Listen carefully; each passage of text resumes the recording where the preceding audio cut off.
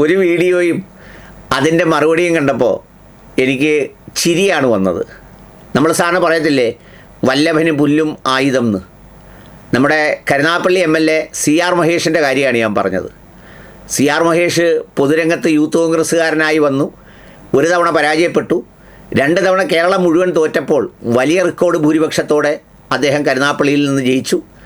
വീണ്ടും തുടർഭരണം വന്നപ്പോൾ കടുത്ത ത്രികോണ മത്സരത്തിൽ ഈ മെച്ചപ്പെട്ട ഭൂരിപക്ഷം തന്നെ നിലനിർത്തി അദ്ദേഹം വീണ്ടും MLA ആയി. പിന്നെ അത് കഴിഞ്ഞ് അദ്ദേഹം നിയമസഭ മത്സ്യബന്ധനാനുബന്ധ മേഖലകളുടെ നിയമസഭാ കമ്മിറ്റിയുടെ ചെയർമാനായി. ഇതിലെല്ലാം ഉപരി ഈ തോറ്റപ്പോഴും ജയിച്ചപ്പോഴും ഒന്നും തൻ്റെ നിലപാടുകളോ ഇടപെടലുകളോ ശൈലികളെയോ സുഹൃത്തുക്കളെയോ ഒന്നും മാറ്റിയും തിരിച്ചും പ്രതിഷ്ഠിക്കാതെ ഒരു മനുഷ്യൻ സ്വാഭാവികമായി എങ്ങനെ നടവഴികളിൽ, അമ്പലപ്പറമ്പുകളിൽ, നാടകവീഥികളിൽ അയാളുടെ സ്വാഭാവികമായ സ്വീകാര്യമായ എല്ലാ ഇഷ്ടങ്ങളും അതിൻ്റെ സ്വാഭാവികതയോടെ നിർവഹിച്ച് സുഹൃത്തുക്കൾക്ക് സുഹൃത്തായും സഹോദരനായും പിന്നെ എന്ന് വേണ്ട അങ്ങനെ പൊതുപ്രവർത്തനം നിലനിർത്തി പോകുന്ന ഒരാളാണ്.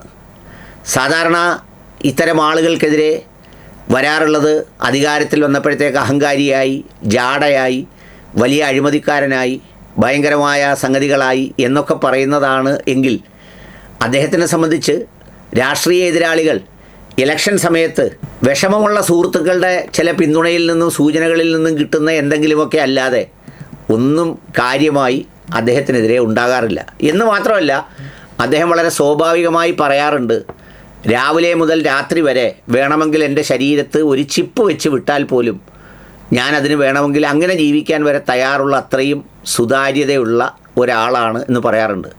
പക്ഷേ ഈ പറയുന്ന ശത്രുക്കളെ സന്തോഷിപ്പിക്കാൻ വേണ്ടി അയാൾക്ക് നശിക്കാനൊക്കില്ലല്ലോ. അയാളൊന്ന് നശിച്ച് കാണണമെന്നും അയാളെ ഒരു കുഴപ്പത്തിന് പിടികൂടണമെന്നും അയാൾക്ക് അത്തരമൊരു സംഗതി ഉണ്ടാവണമെന്നും ആഗ്രഹിക്കുന്ന ആളുകളാണ് ഈ രാഷ്ട്രീയ എതിർ പാർട്ടി എന്നതിലുപരി അല്ലാതെ തന്നെയൊക്കെ ഉള്ള പല ആളുകളും. അയാളൊരു നിരപരാധി ആയതുകൊണ്ട് ചിലപ്പോൾ പല കാര്യങ്ങളും ഈ രഹസ്യമായി മെനയുന്നതൊക്കെ അതിനപ്പുറത്തേക്കൊക്കെ ചിലപ്പോൾ ഇങ്ങ് പുറത്തു വരാറുണ്ട്. ഞാൻ ആ വിഷയത്തിലേക്കല്ല വന്നത്. രാവിലെ ഒരു വാർത്ത എൻ്റെ ചില സുഹൃത്തുക്കൾ അയച്ചു തന്നു. ഇദ്ദേഹം എൻ്റെ സുഹൃത്തായതുകൊണ്ട് ചിലപ്പോൾ ഞാൻ കണ്ടില്ലെങ്കിലോ എന്ന് വിചാരിച്ച് അയച്ചതെന്ന് എന്നെ വിളിച്ചു പറഞ്ഞു. ഇതാണ് കാര്യം. മോട്ടോർ വാഹന നിയമങ്ങൾ കാറ്റിൽ പറത്തി മന്ത്രിയുടെ പേഴ്സണൽ സ്റ്റാഫിന്റെയും MLAയുടെയും കാർ യാത്ര. മന്ത്രി OJ ജനീഷിന്റെ പേഴ്സണൽ സ്റ്റാഫ് അംഗം ജെയ്സൺ ജെയിംസും കരുനാഗപ്പള്ളി MLA CR മഹേഷുമാണ് നിയമങ്ങൾ ലംഘിച്ച് കാർ യാത്ര നടത്തിയത്. ഇരുവരും സീറ്റ് ബെൽറ്റ് ധരിച്ചില്ല. വാഹനം ഓടിച്ചുകൊണ്ടാണ് ജെയ്സൺ ജെയിംസ് മൊബൈൽ ഫോണിൽ ദൃശ്യങ്ങൾ പകർത്തിയത്.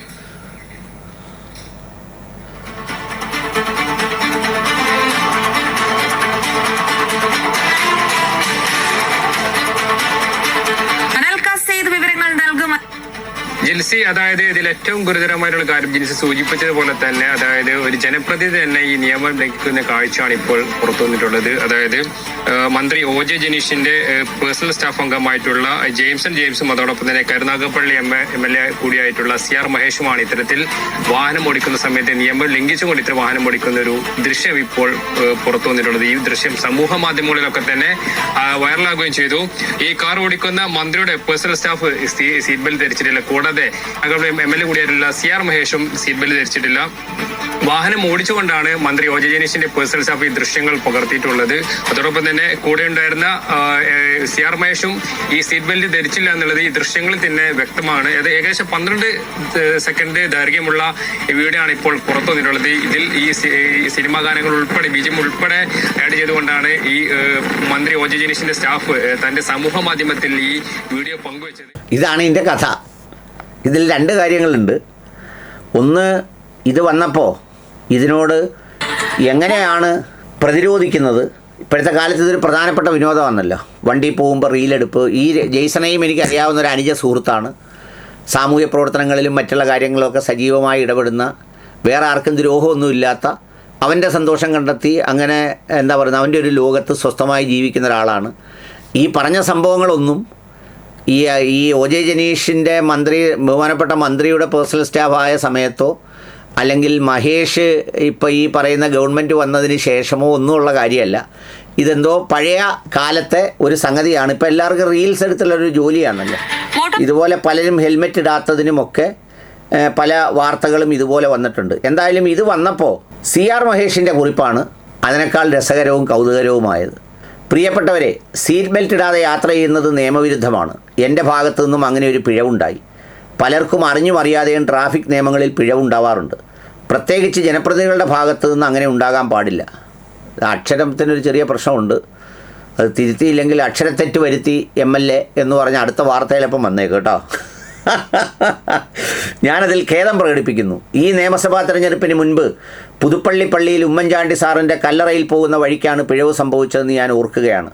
തെരഞ്ഞെടുപ്പിൽ മത്സരിച്ച സമയത്തെല്ലാം ഇങ്ങനെയുള്ള കേസുകളുടെ എല്ലാം പിഴയടച്ചു എന്നതാണ് എൻ്റെ ഓർമ്മ. ഇല്ലെങ്കിൽ പിഴ അടയ്ക്കുവാനും തെറ്റാവർത്തിക്കാതിരിക്കാനും ശ്രദ്ധിക്കുന്നതാണ്. ഈ സംഭവം വിഷ്വൽ മീഡിയകളിൽ വാർത്ത വന്നതുകൊണ്ടാണ് ഈ കുറിപ്പെഴുതുന്നത്. ആയതിനാൽ ഈ സംഭവത്തിൽ ഞാൻ ക്ഷമ ചോദിക്കുകയും ചെയ്യുന്നു. തെറ്റ് ചൂണ്ടിക്കാണിച്ച മാധ്യമങ്ങളോട് നന്ദിയും രേഖപ്പെടുത്തുന്നു. ഇതാണ് ആ കുറിപ്പ്. ഇത് ഈ പറഞ്ഞതുപോലെ വാഹനമുള്ളവർക്ക് എല്ലാവർക്കും അറിയാം, വാഹനത്തിൽ അപകടം സംഭവിക്കുന്നത് പോലെ നമ്മൾ ട്രാഫിക് നിയമങ്ങൾ ചിലപ്പോൾ മറന്നുപോകും, ചിലപ്പോൾ അറിയാതെ സംഭവിക്കും. അത് ചിലപ്പോൾ ബെൽറ്റ് ഇടാതെ വരുന്നത്, ഓവർ സ്പീഡ് ഒക്കെ വരാറുണ്ട്. സർക്കാർ വണ്ടി ഉണ്ടല്ലോ, ഗവൺമെൻറ് ഓഫ് കേരളയുടെ ബോർഡ് വെച്ച വാഹനങ്ങൾക്ക് പോലും ഈ പറയുന്ന രീതിയിൽ 10,000-കണക്കിന് രൂപ ചിലപ്പോൾ ഡ്രൈവർമാരുടെ കയ്യിൽ നിന്ന് തന്നെ ഈടാക്കി പിഴ അടയ്ക്കാറുണ്ട്. ഈ ഡ്രൈവർമാർ ഓടുമ്പോഴെല്ലാം അതിനുള്ളിൽ ഒന്നെങ്കിൽ സിവിൽ സർവീസ് ഉദ്യോഗസ്ഥർ അല്ലെങ്കിൽ ഇങ്ങനെയുള്ള ആളുകൾ ഒക്കെ അതിനകത്തുണ്ടാവും. അപ്പോൾ ആ ട്രാഫിക് നിയമം ലംഘിക്കുന്ന ഒരു സംഗതിയുണ്ട്. പിന്നെ അതുപോലെ പലപ്പോഴും ഈ വാഹന ജാഥ നടത്തുമ്പോൾ ഹെൽമെറ്റ് ഇടാതെ ചിലർ നടത്തുന്നതിന് അങ്ങനെ പ്രശ്നം വരാറുണ്ട്. എനിക്ക് തോന്നുന്നു രാഹുൽ ഗാന്ധിയുടെ ഏതോ യാത്രകളിൽ പോലും അത്തരം ചില ആക്ഷേപങ്ങൾ വന്നതായൊക്കെ നേരത്തെ ഞാൻ വായിച്ചിട്ടുണ്ട്. പ്രിയങ്കയുടെയോ ഏതൊക്കെയോ യാത്രകൾ ഞാൻ ഓർക്കുന്നില്ല.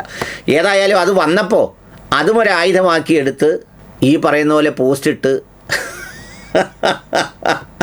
ഈ വാർത്ത കൊടുത്തവരെ നിരാശപ്പെടുത്തി മാപ്പും പറഞ്ഞ് ഖേദവും പറഞ്ഞ് സമസ്താപരാധവും പറഞ്ഞ് ഫീസും അടച്ച് എന്ന് പറഞ്ഞു കഴിഞ്ഞാൽ പിന്നെ ആ സംഗതി തീർന്നില്ലേ? ഇനി എന്തോ പറയാനൊക്കുന്നത്? ഇനി എന്ത് ചെയ്യാനൊക്കും? ഇതിന് പരമാവധി നൽകാവുന്ന ശിക്ഷ നൽകി എൻ്റെ ഇന്ന് തെറ്റുപറ്റിയതാണ്, നിങ്ങളാരും അങ്ങനെ ചെയ്യരുത് എന്നും MLA ആവശ്യപ്പെട്ടിരിക്കുകയാണ്. സംഗതി രസമാണ്. ജോറാണേ ജോറാണേ എന്ന് പറയുന്ന ഒരു മുദ്രാവാക്യമാണ് എനിക്ക് ഓർമ്മ വരുന്നത്.